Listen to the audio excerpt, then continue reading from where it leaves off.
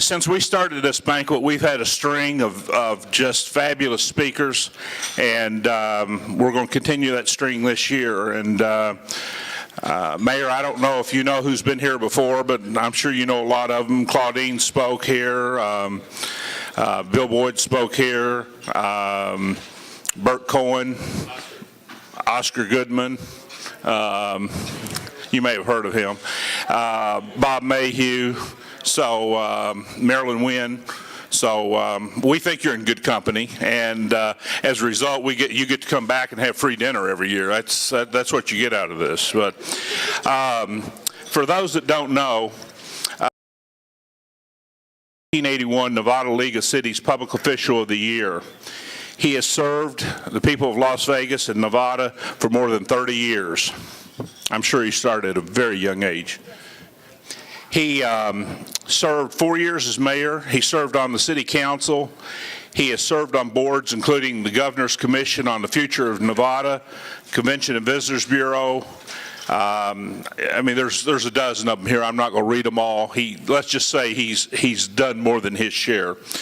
But after serving his time in the political arena, he has spent I believe 1990 was it that you got into the gaming industry, and since 1999 he's been the general manager of Arizona Charlie's. So we would like to ask Mayor Lurie to step up.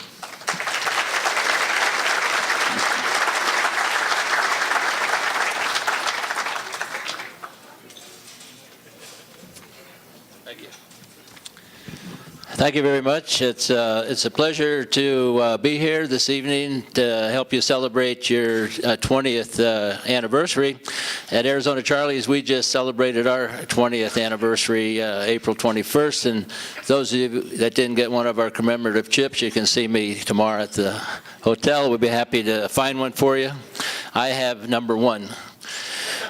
But it's always a pleasure to be able to especially come to this show. We have many conventions in Las Vegas, the Comdex convention, the Magic, the Con Expo, National League of Cities has been here. But I have to tell you, in my opinion, this is my favorite convention because I'm a collector also. So I don't know if any of you go back as far as Pussycat A-Go-Go, but those are my favorite chips. And I don't know how good that is because that's where I met my wife, so I have to save those chips. But looking at the slideshow and seeing a lot of the implosions, brings back a lot of memories to me because I attended most of those implosions, from the Landmark to the Dunes to the Aladdin to the Sands to the Stardust, and I have to tell you, it was sad when those properties were imploded because we're still a young city here, but I have to tell you we've come a long ways in developing this city, and one of the reasons it's been developed the way it has is because of George Maloof, and I was happy that he was here tonight to receive all those awards. And as I told George, I said, I work at Arizona Charlie's. We also have the Stratosphere and the Aquarius in Laughlin, and when I'm not at my property, I like his property. Especially after 10 o'clock at night, it really gets jumping.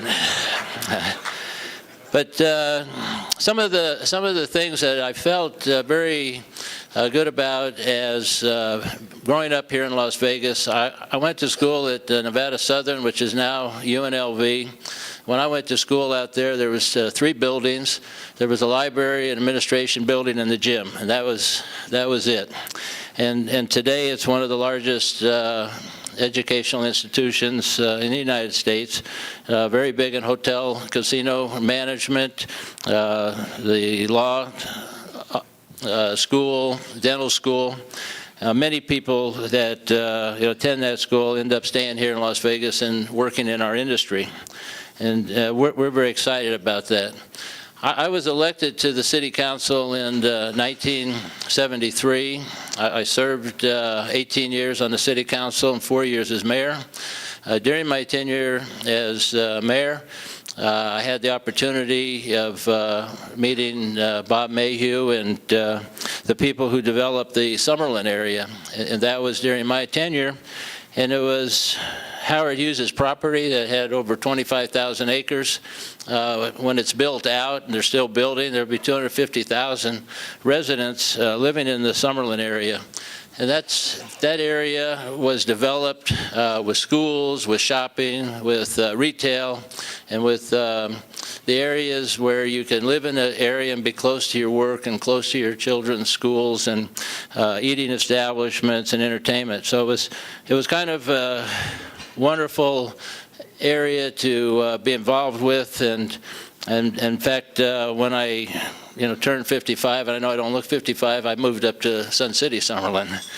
And it's just a great opportunity to be involved in Las Vegas. When I got out of politics, I stayed involved with the Boys and Girls Club. I'm president of the Boys and Girls Club.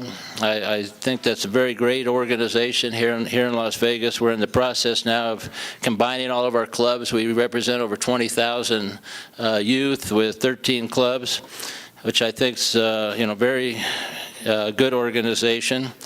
Just touch a little bit on some of the things that I collect, because I think that's what you're interested in. And I got involved.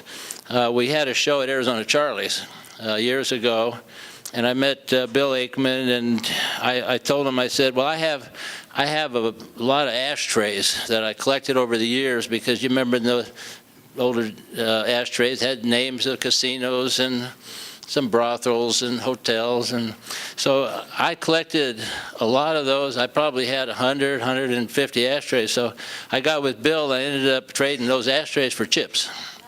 Then that got me started, and my wife liked it, because before I got into the chips, I collected bottles. I was in the bean bottle collection because my dad was in the liquor business, so I would bring home bean bottles and had 300 or 400 bottles on the wall in my den. And I wouldn't let anybody touch them, dust them, because they were mine. And finally, and I don't like to sell anything, but I finally got rid of beam bottles because of the fact it was, Beam started reproducing bottles and the values went down. And then I started the ashtrays, and then I got into slots. I started collecting trade stimulators that I found a bunch in New Orleans when I was going to an antique store, and I still have those, and that's one of my favorite collections.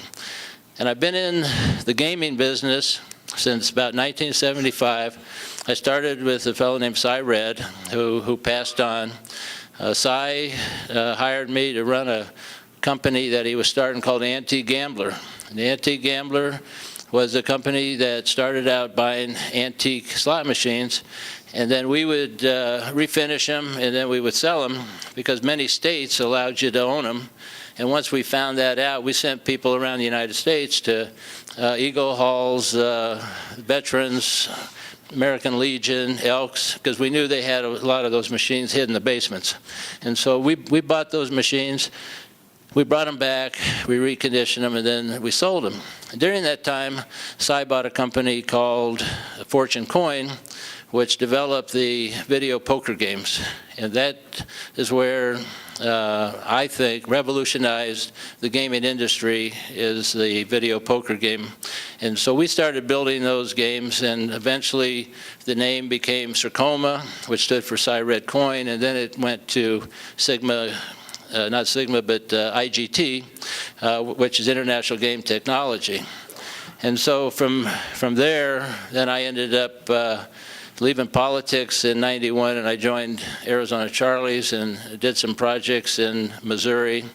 And then Carl Icahn bought our company in '99, and I worked for Carl until we just changed hands this last February.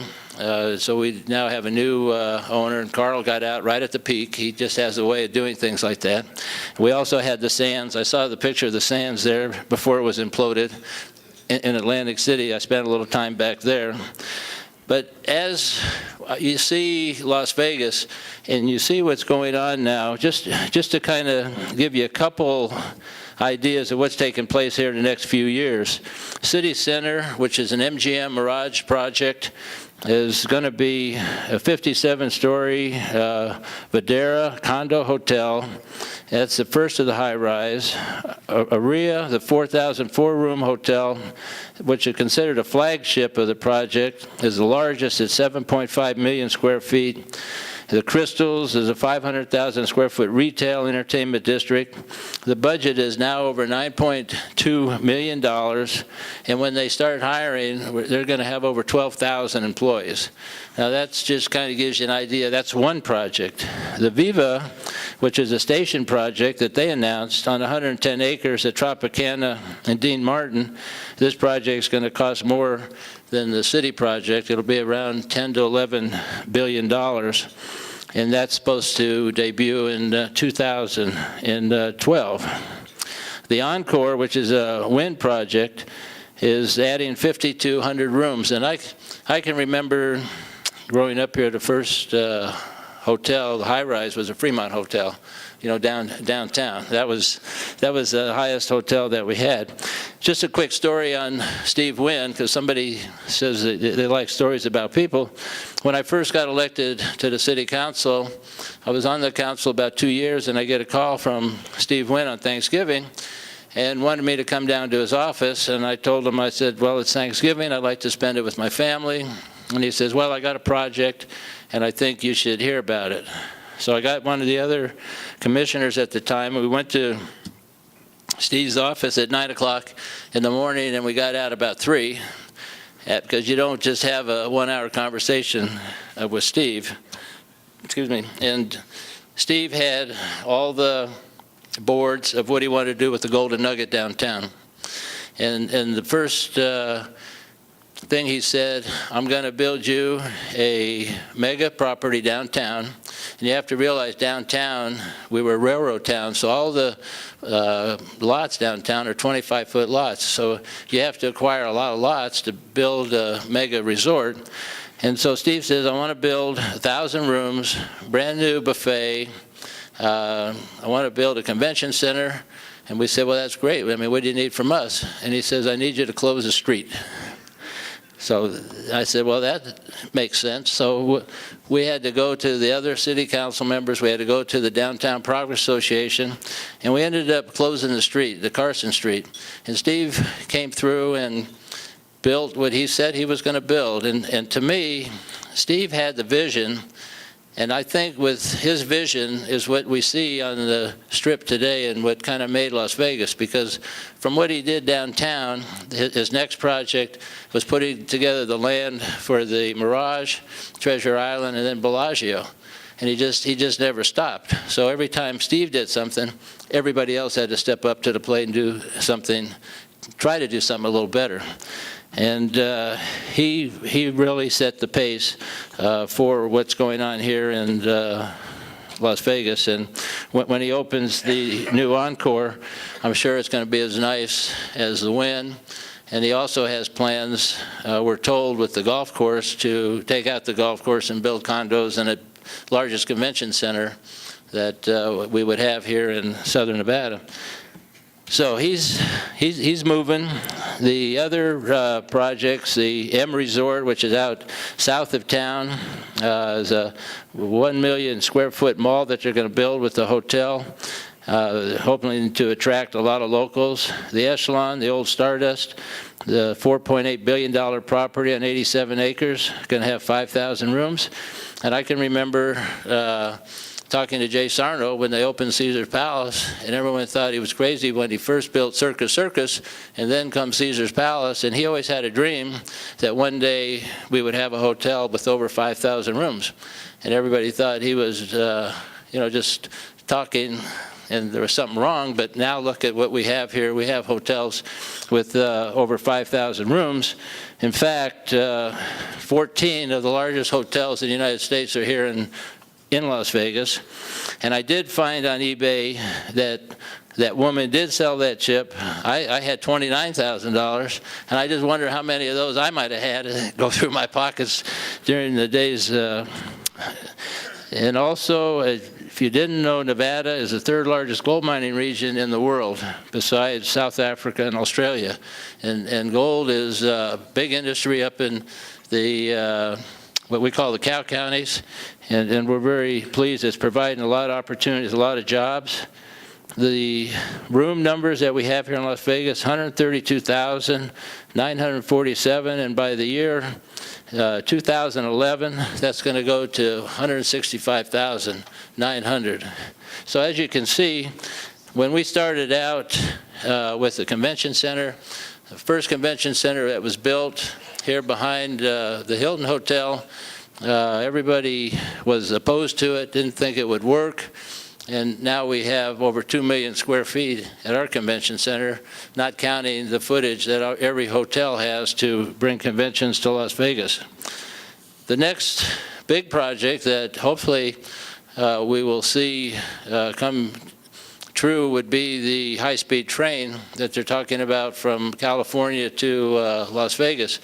I worked on that project back in the 80s with Roar Industries, and we put together the California-Nevada High-Speed Train Commission, and we had most everything put together, and then the funding kind of dried up, but we have all the right-of-way from Anaheim on I-15 through Palmdale to Las Vegas, where we could build that high-speed train. It's a magnetic levitation system that will transport many people to Las Vegas in less than 2 hours. It does 300 miles an hour. I've been on a magnetic levitation train, experimental one that they had in Japan. We went to France, we rode the TGV and the bullet train, also in Japan. So it's feasible, and the cost to build it will probably come from private funds, but the right-of-way will come from the government. So those are some things that we're working on here to, make Las Vegas more accessible. I think besides gaming, when you look at the number of restaurants in the state of Nevada, we have over 5,000 restaurants, 196,000 people work in this industry. We have some of the finest chefs, finest restaurants, finest shopping. It's just not gaming anymore. You have to expand further. That's why at the Stratosphere we have rides on the top of the Stratosphere. We had to make it so we have an attraction to, to bring people to the property. And a good example of what George is doing at the Palms. And everybody has to do something that's going to be a little better than the next person. But the opportunities here in Las Vegas, I saw the sign where it said $3 million for the property where the El Rancho was.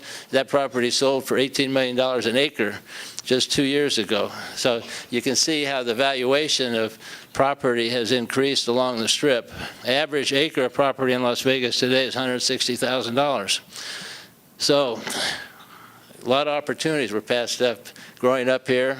But it's still, this has been a wonderful place for me to grow up, for my children to grow up. It's opportunity. I always like your show because it brings back a lot of memories. I collect old chips. I don't really collect new chips, except, like I said, if we make one, I take ours. But I like the older chips, just Nevada chips, and I really enjoy collecting. And it's funny, when I got into it, and I'm sure you all have stories like this too, you go to your friend's house and ask them if they have any chips, or they have anything that they collected, and then you start negotiating. Why do you want them? And I did the same thing with bottles. I said, well, I sure like that bottle, and I'll tell you, I'll buy you another bottle of that Jack Daniels if I can have that bottle. So, I mean, it's a lot of fun. I'm going to donate some things to the club that I had invitations that I've saved over the years for openings. I told Jim I'm going to pass them along to the club because I think it's important that the museum become a reality. I think it's important that we preserve that because of the history that goes along with the industry. Again, I have stories of people who I was associated with, and I have to tell you, when I went for my gaming license, hope there's no gaming people here, I had a few questions I had to answer on people who I associated with, but these are all people who are in the business and were at the time reputable people, and again, they show you pictures standing topping off the Sundance Hotel with Herb Tolman, Al Sachs, Mo Dalitz, and they want to know what your association is. Well, I'm the mayor, and I'm cutting the ribbon. So we had many stories. I would spend time at the Horseshoe with Benny Binion, listening to stories that he told, and I have to tell you, he never told the same story twice. He was a very interesting person, and Jack and Ted and Becky, we all grew up together here, so kind of close to the family. And kind of what happens at the Horseshoe always stayed at the Horseshoe. That saying, what happens in Las Vegas stays in Las Vegas. But it was great to be able to know a lot of these people who were icons in the industry here in Las Vegas. We've lost a lot of them, and I can tell you, when a lot of those people were running these properties, they ran a lot different than they run today, and sometimes for the better. But again, I don't know if any of you have any questions. If you have a question, I'd be happy to try to answer it for you. It's just like running for office, same thing. I couldn't get any questions. But the time that I did run for office, the first time, I didn't have any funds to run. I walked precincts, and I knocked on doors, and I talked to people, and I asked them if they had any questions. And the first time, they didn't have any questions. The second time I ran, I couldn't get 2 blocks because everybody had questions. But again, the city has a great mayor now. He's doing a great job, and the county commissioners do a good job. And again, I stay involved with different organizations. I serve on the Nevada Department of Wildlife for the governor appointment of that commission, where we set quotas and hunt dates and take care of all the lakes, rivers, streams in Nevada. And so you got to stay involved. I believe in putting back into the community. And again, I just want to thank you for allowing me a few minutes to talk to you. And you have a question. Am I going to run again? No. Okay.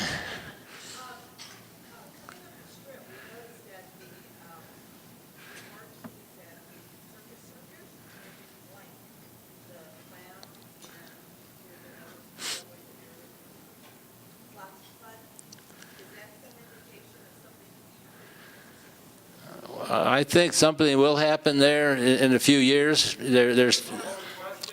The question was the circus and slots of fun. Is that going to remain slots of fun and circus? And I would think that at some point there is going to be an announcement on something that's going to take place on that property and all the way north of that property also. Yes. No, just Bob Mayhew, but not Howard Hughes himself. Yes. I have a chip, recalling correctly, that says Ron Lurie for mayor. Was that a handed out when you were running for mayor or after?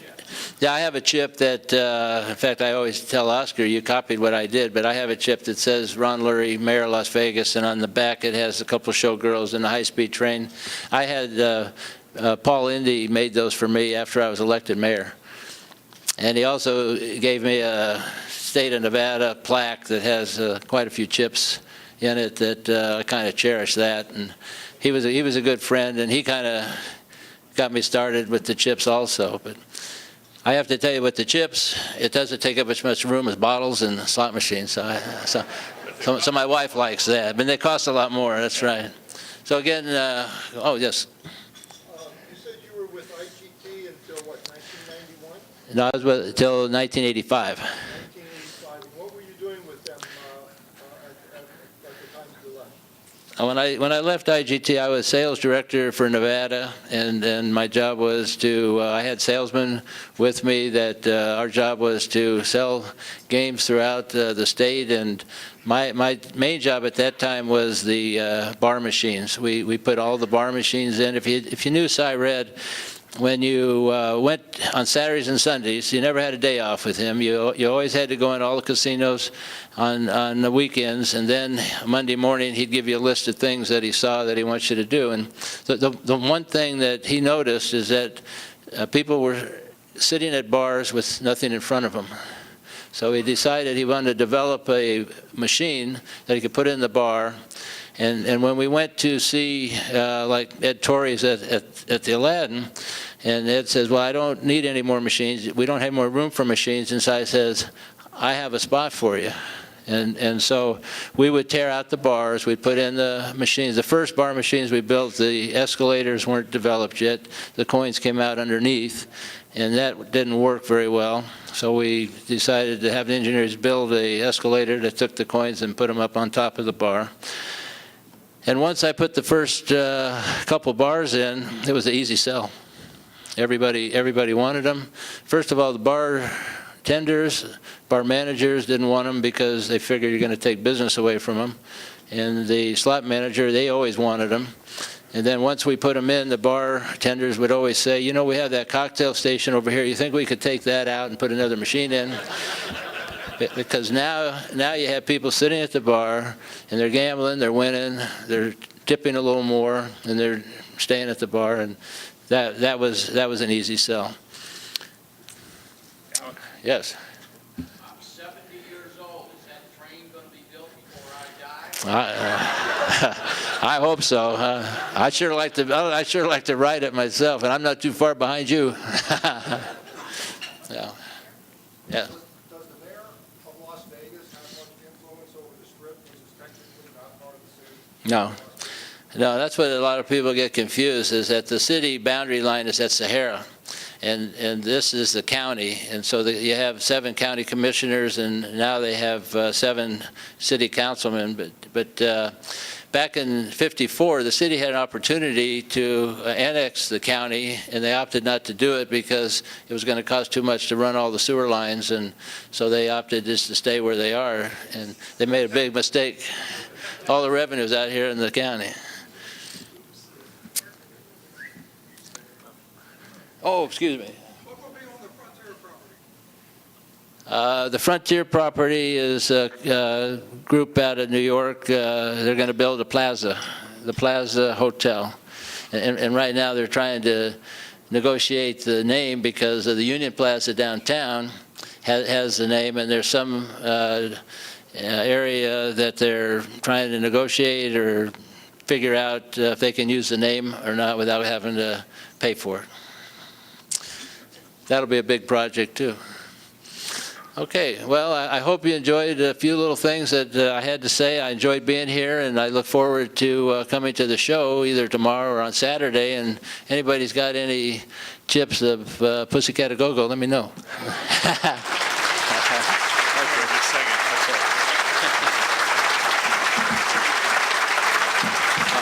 I will say one other thing. When they imploded the dunes, a friend of mine that was doing the demolition found a chunk of concrete that had a bunch of $25 Dunes chips in it. So I want you to know I do have a couple of those chips, and I'm sure there's a lot of chips that are buried in a lot of those places, because now we have to shred them, but in those days we used to just put them in concrete when we poured the slab. And so I know there's a bar in town. There's a bunch of chips underneath there. If they ever take it down, I'm going to try to go find out if they're still there. Who was that? No, I can't tell you. That's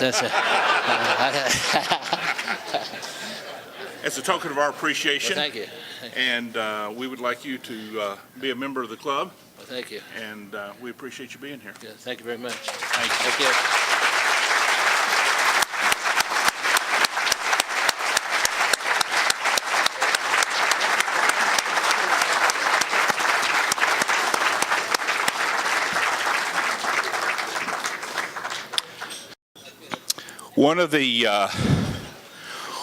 one of the honors that I, as president, get is every year that we get to give a President's Award or awards. And these go to people that have given a lot to the club, who maybe don't get the recognition they deserve, and we want to recognize them. This is a tradition that Mike Skelton started when he was president. I believe last year was the first year. And so in continuing that tradition, I would like to ask Bruce and Mary Ann Massey to come forward.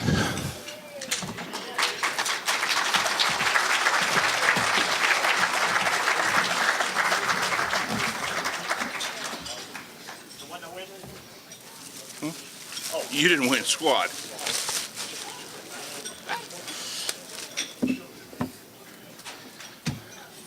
There's yours. Let me tell you, ever since I was convention chairman many years ago, not enough, but many years ago, these people have been involved in everything from the convention to the elections, you name it. And they do so much for this club, and I just wanted to recognize their service.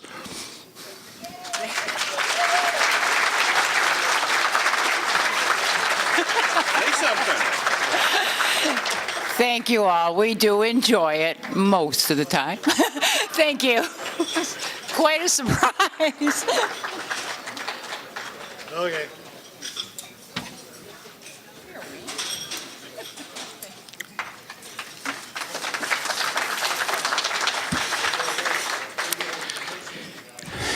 To a person who we all love to give grief, somebody who's done a lot for this club, a lot more than most people know.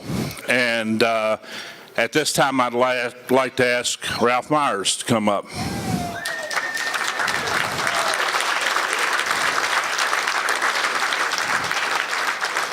Let me tell you, Ralph served 6 years as membership officer and did a great job. And when our current membership officer had to step down for personal reasons, the first phone call I got was from Ralph to say, I'll come back, I'll do it. And not only has he done enough to get us by, he's instituted new things. You would think that he was newly elected, and he has really bailed us out while we had to wait to hold an election, and which Steve Beto won. But Ralph really stepped up for us, and this, along with everything else he's done, I'd like to present him this award. Here, I know you want to talk. No, I can thank you, everybody. This is a very nice, unexpected award. You got to know that when I do all this stuff, I'm doing it for the love of the hobby and the love of the club. And thank you all very much.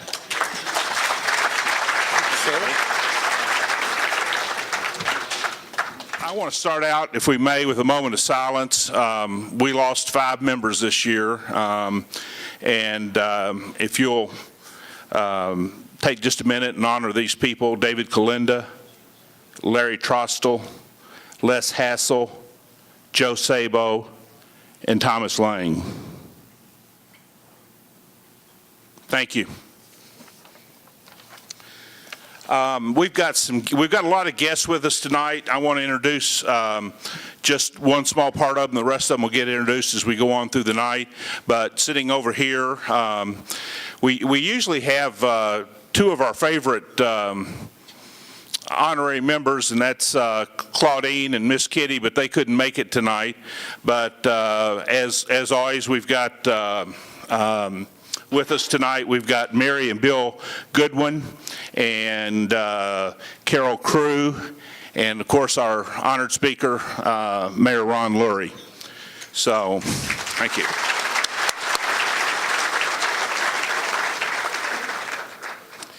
At this time, and yes, I'm changing everything up to stall here for a minute. Jerry Burrell, would you come up, please?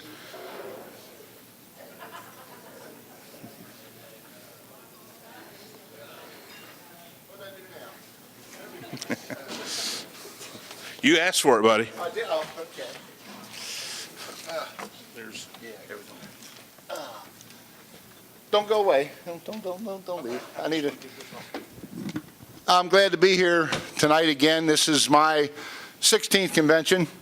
Been here every one, and I'm one of the few guys, I guess, that's had a table. I think there's 9 of us that have had a table all 16 conventions. So that's on a personal note. Also, Wayne mentioned that the club's history. We've been around 20 years. And one of the things we like to do, I guess, is to preserve gaming history. And that's why a few fellows like myself and a few others go around and collect roulette chips to preserve gaming history. So at least that's what we tell ourselves anyhow. Also, one of the traditions with the club over the years has been passing things on from one generation to the other. Chuck Tamaccio, you here, Chuck? he's sick. He got sick? I told him I'd mention his name tonight. I thought he would be here. A lot of the old timers remember the story that Chuck told about when our dearly departed friend and pioneer chipper Bruce Landau passed on the records from the treasurer's office to Chuck back in the early 90s. He did it in a shoebox. So in honor of that, I've got a little shoebox here that I want to present to Wayne at this time. Thank you. Am I supposed to open it? You can open it up. You can open it up. Don't drop it. It's a Liz Claiborne shoebox, too. I don't think they'll fit, Jerry. Okay. Inside of here is the original packaging for part of the club's history. And I see Jimmy Cruz sitting here and some of the other guys. Ever since the club started having the auctions and auctioning off the number one chips, or not number one chip set, but the number one token set, I bought every one of those over the years. And I said to somebody, they didn't care in the beginning when they issued the first one, the second one. I said, if somebody doesn't buy every one of these, then that part of our history is going to be lost because they were being auctioned off at that time.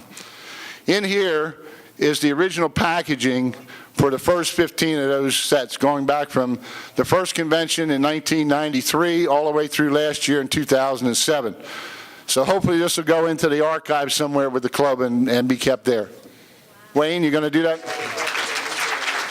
Thanks, sir. Now,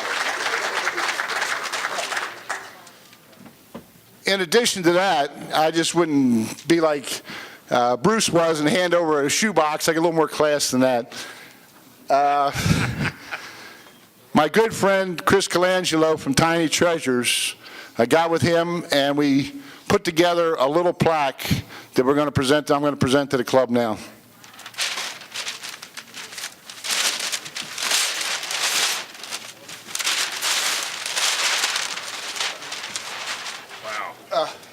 You get this over here? Yeah. Okay.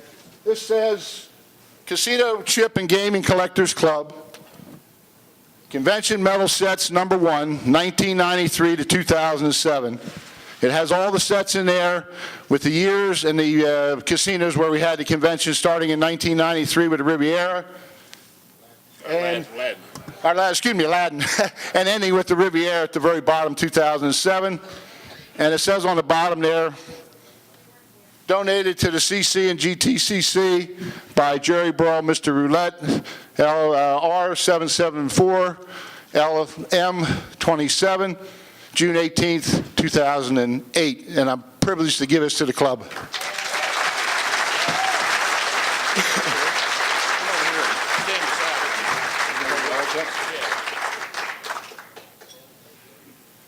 Okay. Okay. And I hope someday when we have our museum, Jimmy, my grandkids can come over and see what Pop-Pop gave to the club. Thanks a lot, guys.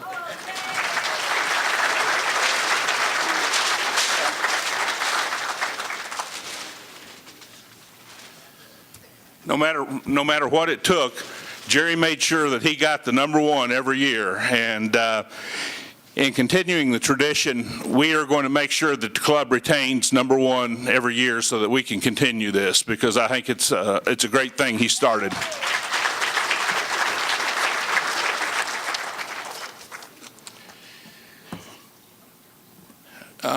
Mike, have we got sound yet? We do? Mike Skelton.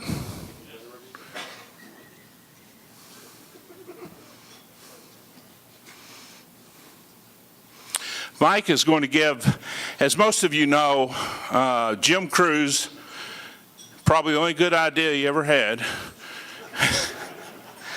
came up with the idea that we ought to create a museum, and I can say that because Jim and I are good friends, and that we ought to create a museum, and a lot of people doubted it was going to happen, and it's happening. We're well on our way. One person I forgot to introduce is Sandra Harris here, which some of you here in Las Vegas may know Sandra from the Neon Boneyard, and she is helping us get through this because we don't know anything about museums and she does. So, but Mike, if you want to come on up, and he's going to tell you a little about where we are, where we're headed, and hopefully everybody will be as excited about it as we are.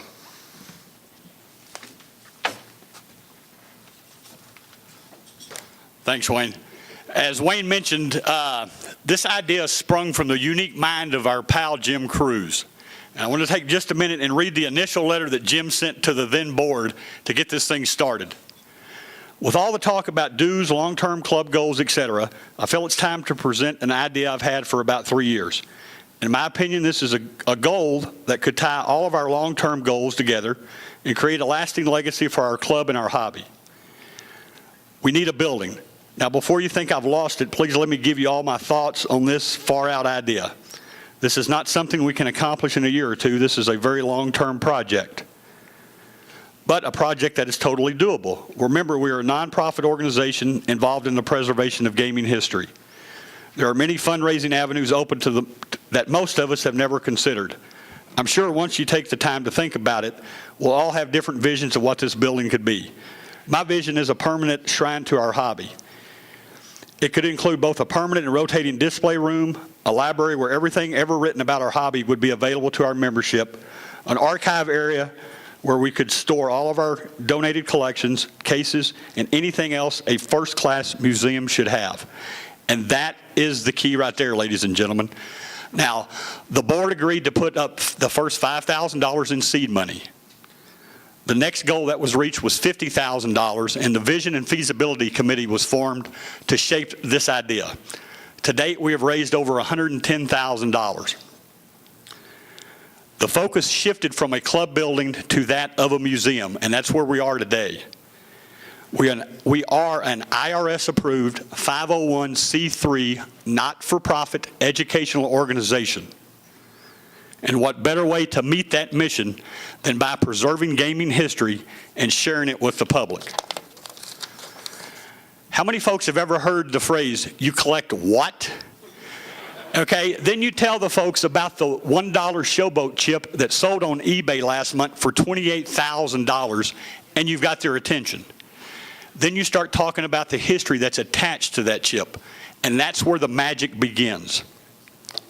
You could have a $500 Aerodye chip from a little place downtown, but then you get to talking about the story of the man from Pilot Grove, Texas, who had very little, if any, formal education and wind up owning and operating the most profitable casino per square foot probably in Vegas history. And today we have many stories, most of them intriguing and colorful, of Benny Binion in the Horseshoe Casino. Or you've got a $25 silver slipper chip that whispers the story of a lady and her husband named Shelby from Galveston County, Texas, that started out with a little place called the Rose Garden. Came to Las Vegas, progressed from the silver slipper to the Holiday Casino, then sold out to Harrah's. The lady was the first woman president of a major strip property. She's a member of the Hall of Fame of the American Gaming Association, and she is our dear friend Claudine Williams, and we wish she were here tonight. But when you talk about history, we just don't talk about the people that owned and operated these places. We can also focus on the interconnection of the people that built these pleasure palaces. There was a young lady that came here from Virginia in the 1950s, and her, along with two partners, started a company called Sierra Construction. 2 years after that, they started a company called RKR. And over the course of the next several decades, they built over 350 office buildings, schools, worked on Nellis Air Force Base, the Nevada Atomic Test Site, and built many casinos. And as Miss Kitty Rodman so proudly leaned over to me in 2006 when Burton Cohen was speaking and said, Mike, you know, I built most of those places that Burton ran. And I said, yes, Kitty, we do know that. That's the connection that these tangible things that we collect give us to the past. They are the key and the catalyst to improving and preserving this history. It is my humble opinion that we collectively as an organization possess the largest collection of gaming memorabilia in the world. We need to preserve it.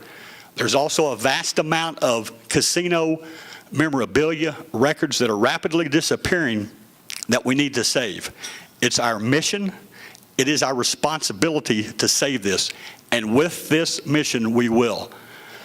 Now, just a short DVD here to show you some of the stuff that we can and need to be saving. Jim? And I'll be right back to tell you exactly where we are on this project soon.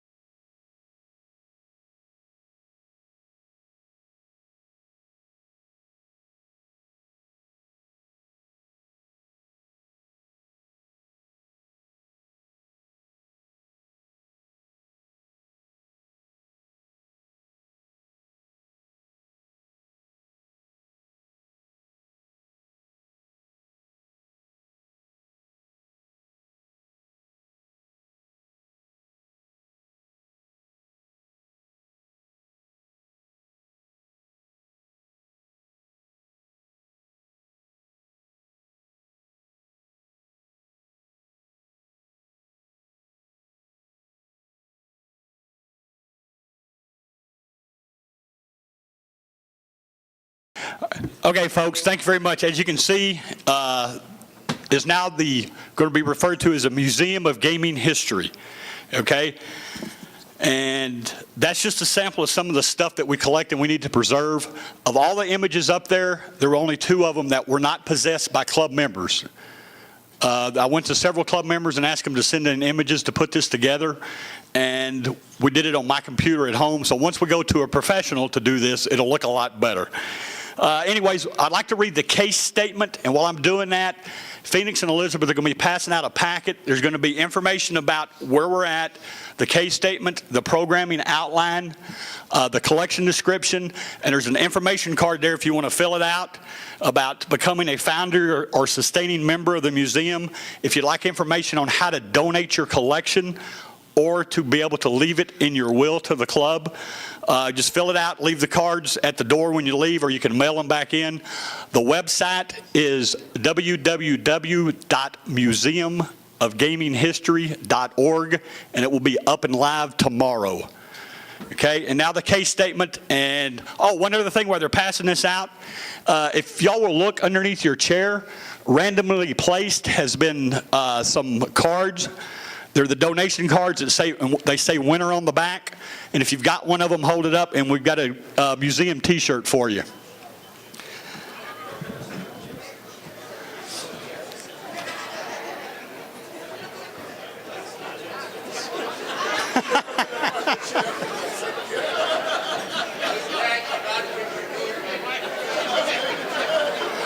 That ain't it. You're tearing up the furniture.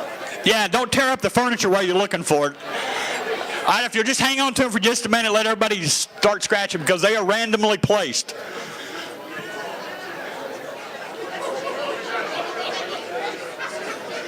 Okay, while everybody's getting settled down and they finish passing out the packets, and we'll get the t-shirts in a minute. Okay, the case statement. A clear mission. The mission of the Museum of Gaming History is to preserve collections, artifacts, archives for the purpose of educating the public through exhibitions, programs, and information. Expanding a tradition. Founded by the Casino Chip and Gaming Token Collectors Club, Incorporated, a not-for-profit educational organization dedicated to gaming history since 1988, the museum provides a location in which to increase established success. Exploring a diverse past. Gaming has held a place in a traditional and popular culture for centuries worldwide. When motivation, style, and technology change, gaming is adapted to serve the needs and desires of people. Artists represent it, writers discuss it, and destinations are built around it. Gaming can be simultaneously celebrated and criticized, leisurely or addictive, legal or illegal. Learning multiple perspectives helps us understand what drives people to invest time and money in and around gaming. Preserving artifacts provides tangible references to study and enjoy. Engaging in public dialogue about such cultural traditions enables us to think critically about our past, present, and future. Providing international access. The Museum of Gaming History is unique in the world just as its location, Las Vegas, Nevada. Nowhere else can we compare the multiple aspects of gaming across cultures and time while experiencing modern gaming on its grandest scale. This multifaceted destination is readily accessible to an international audience of students, scholars, collectors, artists, entertainers, and gaming industry employees, tourists, and the general public. Ensuring a vital future. The museum seeks to act on its mission and foster international impact for generations to come. A facility will provide collection, archive, exhibition, retail, and event space, as well as a state-of-the-art research environment enabling members and visitors to interact in multiple ways. An endowment will fund permanent professional staff positions, build research collections, provide the latest technology, and broaden the museum's impact in multiple arenas. To fulfill this mission, we invite those who embrace the values of historic preservation and the contemporary models of learning to partner with us in ensuring a vital future for the Museum of Gaming History. Thank you. Y'all have a good evening. Thank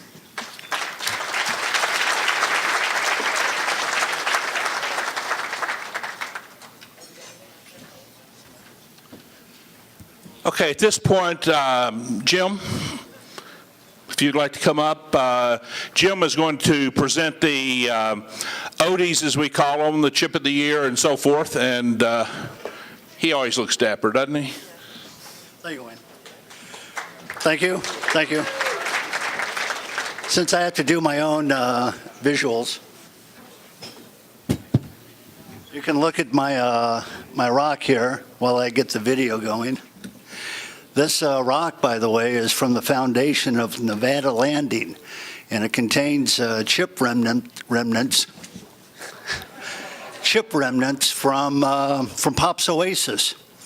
Kind of an interesting find. Whoops, wrong way. As unaccustomed as I am. Okay. Anyway, of course, we're here for the Odie Awards, Chip of the Year, and Silver Strike of the Year, and the Card of the Year.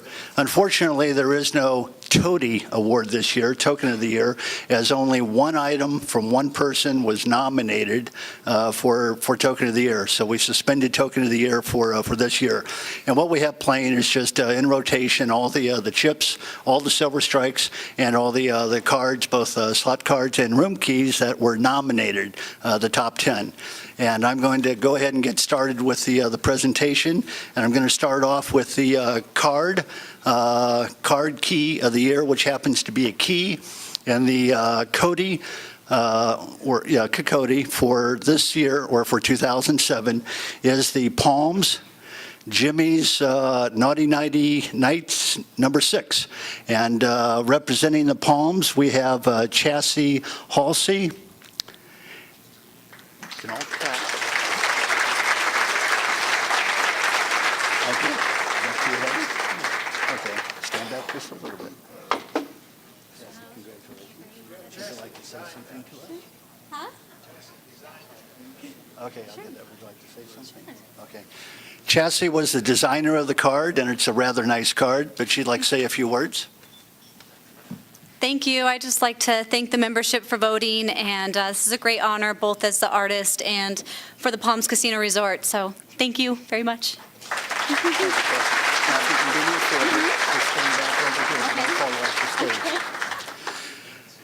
The card itself is manufactured by Able Card Corporation, and I'm sure that a lot of us have heard about that company. They've been around for a while now making cards.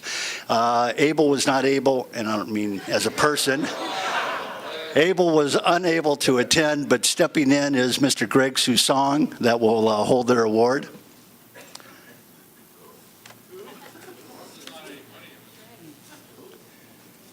Talk about cheap talent. Congratulations. All right. And you get to stand back here. Oh, there's the card now. Anyway, I'm sure that we've all heard enough from Greg, so he's not going to do anything to accept the award. Next up, we have the Silver Strike of the Year. And of course, the Silver Strike of the Year is going through a bit of change. And as I understand it, and I hope I'm not wrong, but, well, anyway, I understand that IGT is no longer really in the program. Next year, we will be revamping the rules a little bit for Silver Strikes. They are still being made, but not necessarily as licensed by IGT, I'm not so sure. But there will be some rule changes for Silver Strike of the Year next year. Anyway, the Silver Strike of the Year for 2007 is the $10 Palms Playboy Daleen Curtis Silver Strike. And, gee, Palms twice. Interesting. Anyway, I'd like to call Craig Karnatowski to the podium to accept for the Palms.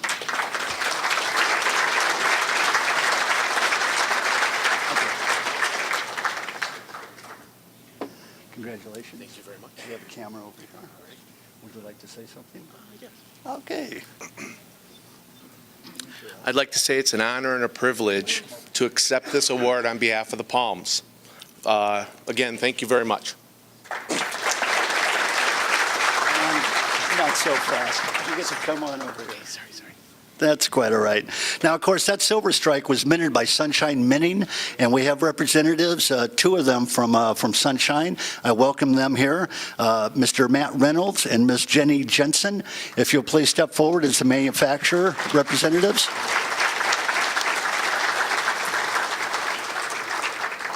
Their management has told me they stand poised to make more of these strikes in the out years. Anyway, congratulate you. Congratulations very much. And I don't know if we want to say something or, there we go. Okay, we'll just go ahead and step back here. Thank you. All right, chip of the year. Any guesses? Oh my goodness, that's right. The Palms. Congratulations, the Palms, for the first time ever having a clean sweep of all the open OD categories. And the winning item is the Palms Playboy Halloween 2007 chip, $5 chip. And here to accept the award for the Palms is Mr. George Malouf.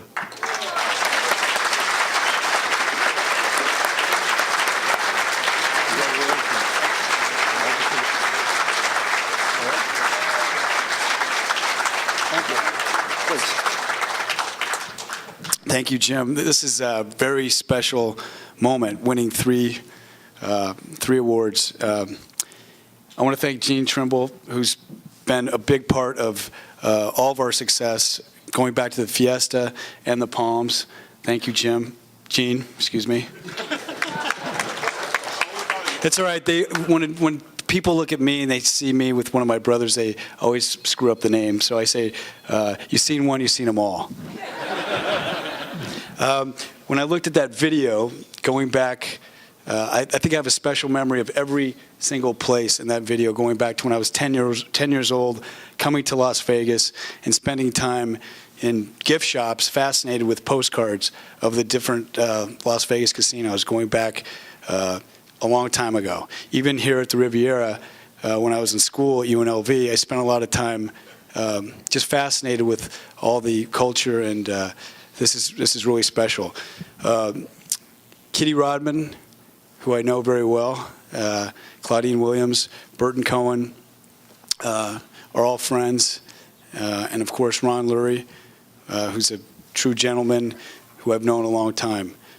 But I want to thank everybody, and I think that's about all I have to say, unless I should say anything else. But thank you. And I want to congratulate Chassie and Craig for their fine work. Thank you. Don't go away. All right. Also, the chip was manufactured by GPI USA, Gaming Partners International, under their Paulson brand. And I'd like to ask Pat Butrico from GPI to step forward for the Cody Manufacturer Award.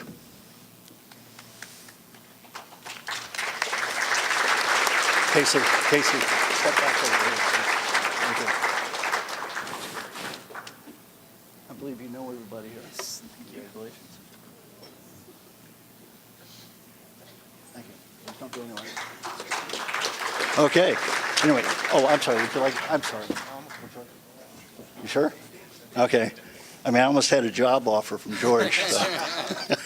Alrighty. I would also like to take a moment to congratulate Playboy for being so involved with the chip and the strike program, especially over at the Palms, obviously.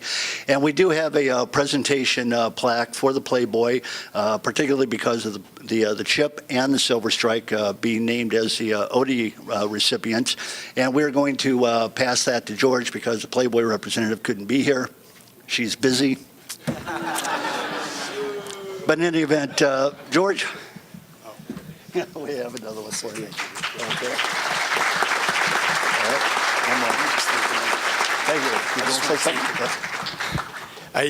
something? No, she's not here. It's me, which is not. Rather have her. But anyway, thank the membership. I didn't get a chance to thank the most important people, which is the membership. Thank you very much. And is this from Pops Oasis? Yes. I have a lot of memories from Pops Oasis too, so that's pretty special. Yes. Okay. These are the ODs for 2007.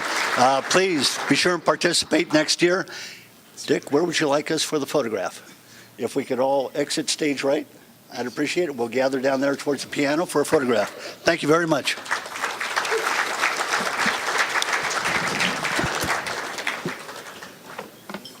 Ah, my rock. Thank you, Wayne. Boz, if you'll come up front, please. There he is, excuse me. While he's still here, I would like to thank George Maloof for all the support that not only the Palms but the Fiesta has given this club. They've done as much as any casino has done for this club in more ways than most of us realize, and we appreciate all their support. So thank you, and thank you for being here. Before we get to the auction, we've got a few more awards to give out, and at this time, Dawn, Mike, you all want to give out the awards for volunteers? Oh, there you are. Y'all.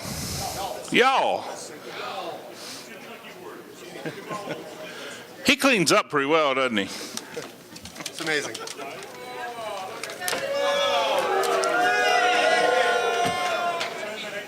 Okay. I guess I should have worn the leather vest.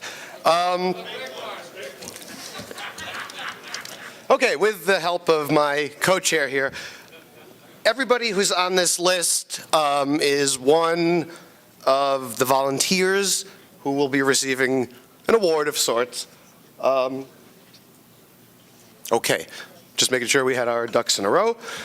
If you're here, I'll make this short and sweet, and I call you by name, just come up and see Dawn for your award, and then we'll get over to the corner, photograph you, you can sit down and move on with the rest of the banquet. A lot of people had asked us what the theme was for this year, and you know, Sweet 16 was thrown around a bit, and that wasn't cutting it for various reasons. So we are sort of themeless, but one shipper who's a very good friend to many is not here tonight, and so we dedicate this convention, unofficially, to Mike Herron, and wish him all best.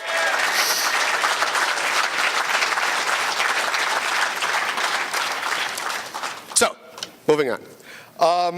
The following people, I'm a little short here, okay, yes. The following people, please come up and see Vanna White over here, and she will present you with the award, and we'll try and make this as painless as we can. Okay, we have Gene Trimble, our tournament director, one of them. Okay, Bob Bickford, if you're here, run to the head of the class, please. Okay. And he's our volunteer coordinator. Bob is missing in action. Okay, we also have a mentoring program to help young collectors or newer collectors in the hobby. And that was the brainchild and the baby of Terry Schaefer. So step to the head of the class. Okay, then we have our setup people, and if I had been smart, I would have just taken over duties as setup chairman, but that's another story. Paul and Barb Bender, please.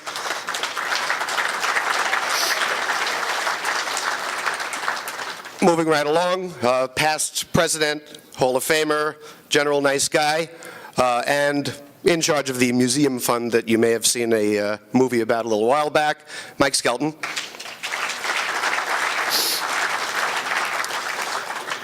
If you're here tonight, Todd Barrett, who got our program together, we appreciate all you did. I'm skipping one for now and moving on. John Reynolds, who got everyone here and motivated with the Got Riv raffle. We have Claude Argo, volunteer supreme in many ways, who really helped us out. I don't think I saw Claude tonight, but, oh, there you are, you've been hiding. Get up here. Okay.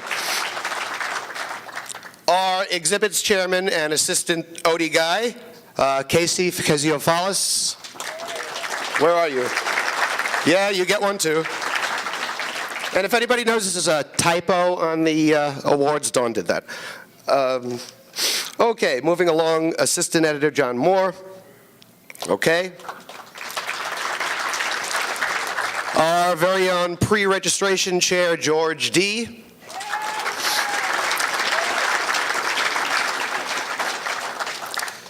Mr. Odie himself, dressed like a penguin and hiding to my right, Jim Follis. Okay. The man with the camera in front of me, photographer, Dick Covington. A heck of a gal, and our registration chairperson, Brenda Black. A woman who's helped us out many ways during the course of planning this convention, and our artistic coordinator, Deb Meister. You here, Debbie? Hiding somewhere? Okay. Our auctioneer and webmaster, David Sprague. Okay.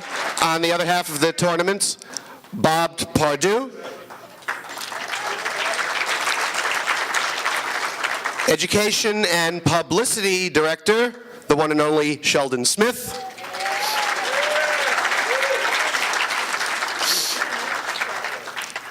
Our auctioneer, Jim Cruz. Step to the head of the class.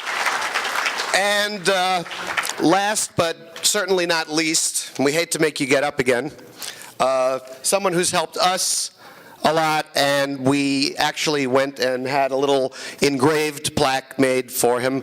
No introduction needed at this point. Alan Anderson, our editor, and thank him again for those 9 years of service. Okay. Okay. Yeah, thank you. Okay, said I was going to keep it short, so I'll conclude here. Just general thank you to the board of directors, past, present, and future, the members, the volunteers, everyone who made it happen, and this one's for you. Thanks.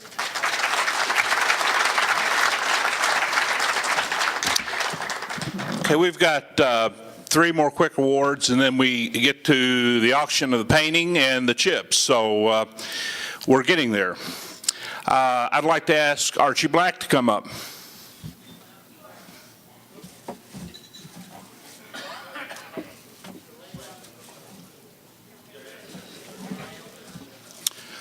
Archie wins Book of the Year award for his Atlantic City catalog. Wow. Thank you.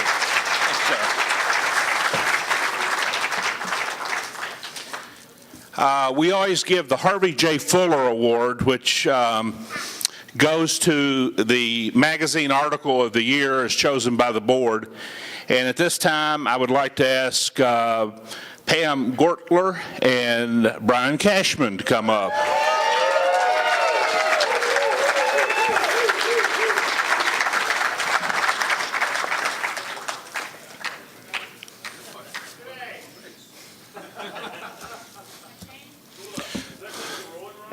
Yes, it does.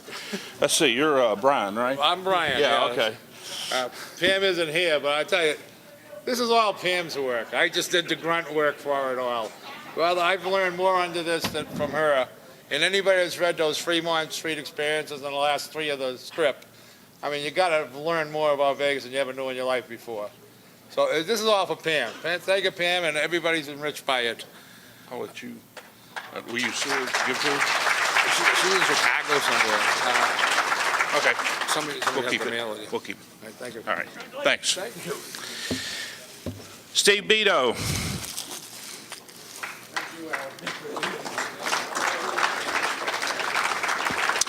Steve is going to give the Recruiter of the Year award, and then I'd like to, as soon as he's finished, ask Gene to come up.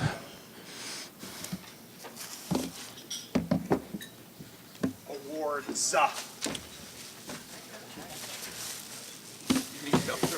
Yeah, well, I need a lot of help.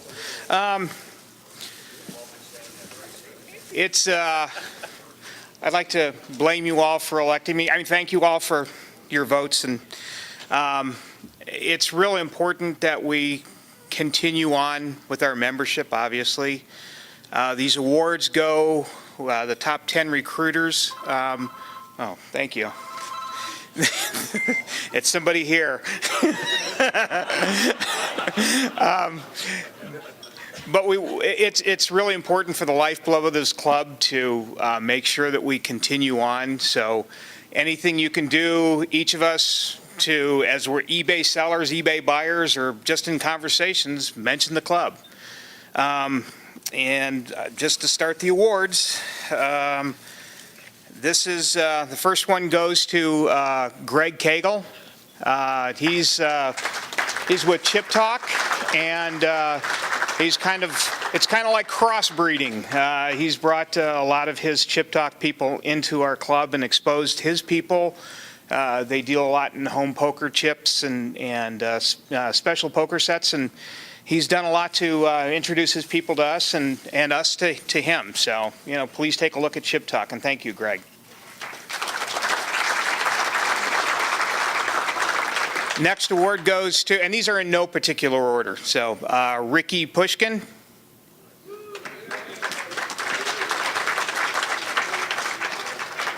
He looks just like you. Next one goes to Josh Shore. I don't know if Josh is here.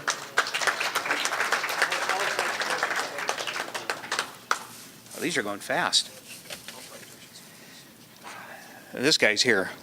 Michael Knapp.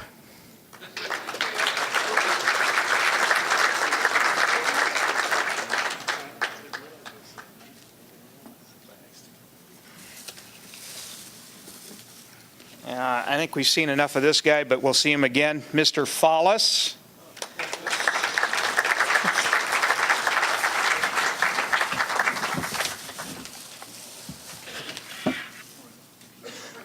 Andy Hughes, who I don't believe is here tonight.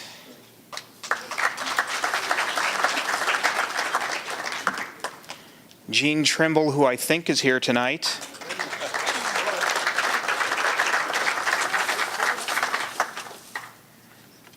CT Rogers.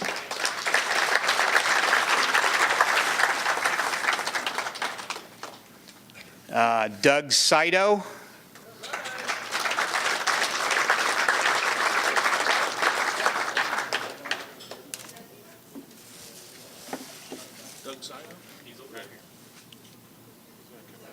Doug.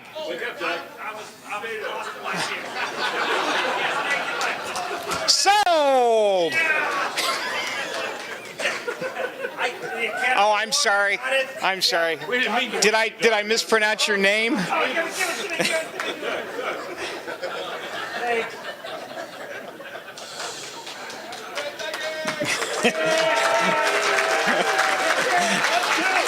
Greg Susong.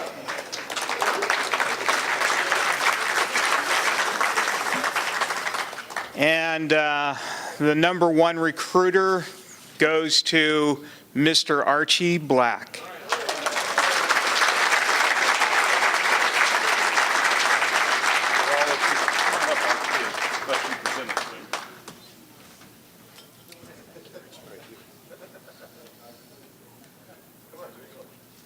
Thank you. Thank you. Once again, thanks to all of you. Without your help, our membership shrinks, and let's keep it going and keep it growing. Thank you.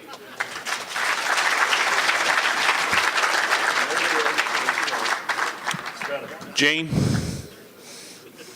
on a second. Get up to hold on, Wayne. They want you down there to get your picture taken. While they're doing that, let me just finish up with reminding everybody that a lot of work has gone into putting on some educational seminars, and I would recommend you attend them. They're always great. Tomorrow morning at 8:30, we have David Schwartz from UNLV.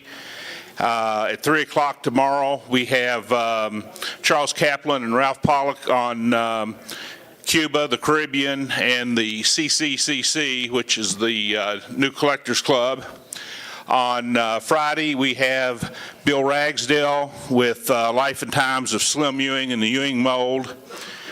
Friday at 3 o'clock, we have Gene Trimble, Preserving Gaming History. And we finish off Saturday morning with the first nude showgirl, Lisa Medford.